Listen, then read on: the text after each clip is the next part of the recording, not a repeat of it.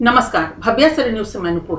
कल मध्य प्रदेश की राजधानी भोपाल के सुभाषनगर इलाके में एक एएसआई ने अपनी पत्नी और साली की धारदार हथियार से हत्या कर दी। इतने वार किए कि दोनों लहूलुहान हो गई और मौके पर ही उनकी मौत हो गई।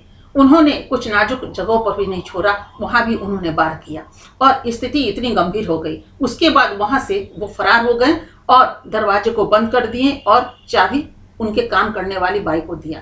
बाई जब अंदर गई तो हड़बड़ रह गई कि ये 6 मिनट के अंदर ही सारे कारनामे करके वो फरार हुए।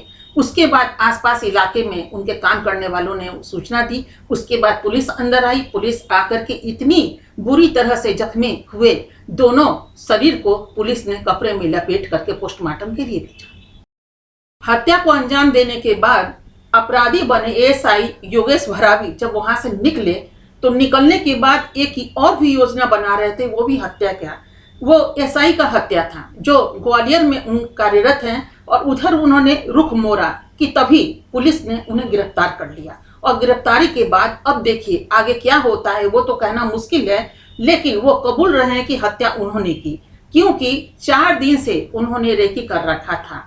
4 दिन पहले जब वो वहां पे फ्लैट में आए हैं तो उनकी पत्नी विनीता उनको अंदर आने नहीं दी, दरवाजा नहीं खोला। उसके बाद वहीं से उन्हें खाली हाथ वापस जाना पड़ा, क्योंकि मंगलवार को ही हत्या हुई है और मंगलवार को इनके कागजात पे सिग्नेचर होना था, यानी कि तलाक के कागजात, और दोनों अलग अलग रहते। वैसे भी 5 साल से विनीता जो है अपनी पति से बिल्कुल अलग रह रही थी। इन दोनों की शादी 17 वर्ष हो चुके थे और इनके कोई औलाद नहीं थे। औलाद न होने से हो सकता है अंदरूनी कुछ बातें हैं, क्योंकि आज विनीता इस दुनिया में नहीं कि वो सच्चाई बता पाएंगी, लेकिन पति जो बताएंगे या फिर उनके आसपास मायके वाले जो बताएंगे उसी आधार पर इस चीजों को आंकना होगा। लेकिन यह कहना शायद अतिशयोक्ति न होगा कि महिलाएं की अगर गोद नहीं भर पाती हैं तो न जाने उनके ससुराल वाले कितने ताने देते हैं। पति भी ताना मारते हैं और आसपास वाले ये नहीं देखते कि कमी किस में है, महिला में है या पुरुष में है। खैर, बातें तो बाद में छनकर सामने आएगी कि आखिर क्या हुआ और नहीं हुआ। लेकिन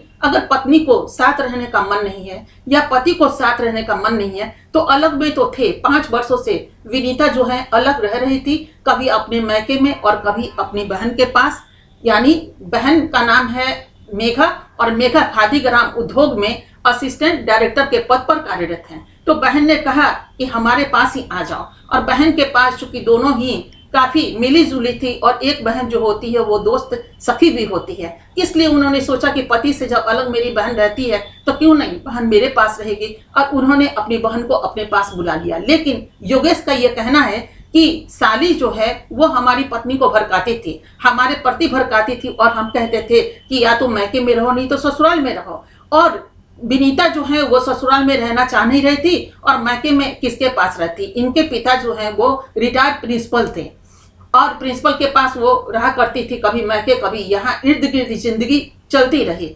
लेकिन योगेश को कभी यह मंजूर नहीं था कि विनीता उन्हें तलाक दे और ये तलाकनामे पे हस्ताक्षर करे और उसके बाद दोनों अलग अलग रहें। आखिर क्यों?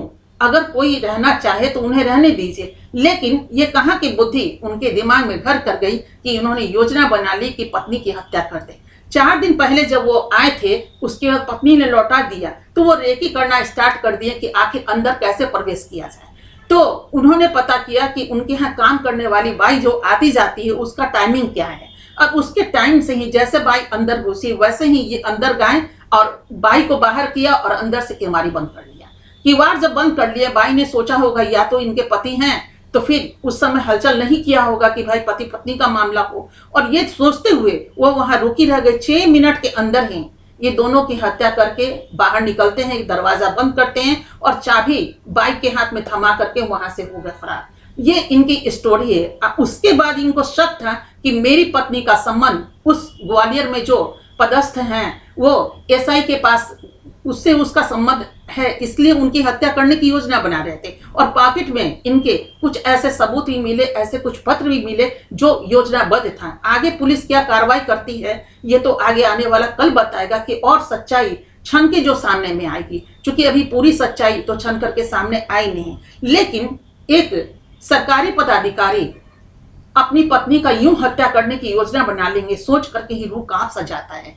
क्या कुछ नहीं था उनके पास, अगर होता तो मोहब्बत से अपनी पत्नी को समझा लेते। लेकिन हम एक बात जरूर कहना चाहेंगे, जिस पति की इतनी हिम्मत कि वो अपनी पत्नी को इतना धारदार हथियार से हत्या कर दी, जितने भी साल उनके पास रहे वो आप खुद ही जोड़ लीजिए। 5 वर्षों से वो अलग थी, 17 साल इनकी शादी हुई थी, बाकी जो भी समय था वो तो पति के साथ ही गुजारी होगी। क्या एक दिन का भी याद नहीं आया उनके प्यार को, उनकी मोहब्बत को यूं ही कोई पति क्या बलि चढ़ा देता है? उनको अफसोस नहीं हुआ? थोड़ी सी उंगली कटती है तो दर्द होता है, पति की उंगली कटे तो पति को दर्द होता है। लेकिन ये कैसे पति योगेश हैं जिनको दर्द भी नहीं हुआ और पत्नी को भी मारती हैं और साली को भी मारती हैं?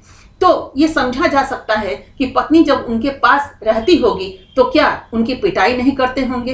हो सकता है कि मारपीट के आधार पर ही पत्नी जो है वो अलग हुई होंगी। क्योंकि घर घर की यह कहानी देखने और सुनने को मिलता है कि मर्दों को इतना आक्रोश आता है, अगर उनसे थोड़ी सी बात कहिए, वो सच्चाई क्यों ना हो, अगर एक बहस हो जाता है तो वो सीधे हाथ उठा देते हैं, सीधे जूता खोल करके और मारना शुरू करते हैं। लेकिन महिला ऐसा कहाँ करती है? महिला के हाथ पांव कहाँ उठते हैं और न चप्पल जूते उठते हैं पतियों पे। लेकिन पति कहीं आखिर क्यों चप्पल और जूता और हाथ और पांव और उसके बाद बाल पकड़ के मारना, ये सब चीजें आए दिन देखने और सुनने को मिलता है। आखिर ऐसा क्यों होता है? तभी पत्नियां बाहर चली जाती हैं और सोचती हैं मायके में ही क्यों नहीं रहा जाए, तलाक ही लेकर के अलग क्यों नहीं रहे, अलग ही जीवन जिए। और उनकी बहन तो खादीग्राम उद्योग में थी, हो सकता है कि योजना बना रही होगी कि कुछ न कुछ लघु उद्योग की स्थापना किया जाए, उसको ही बना करके अपने जीवन को वो जीने का एक जरिया बना लेंगे। ऐसा महिला सोच रही हो तो अगर सोच रही है और तलाक नामे पे सिग्नेचर करना हो तो आखिर आप आ गए,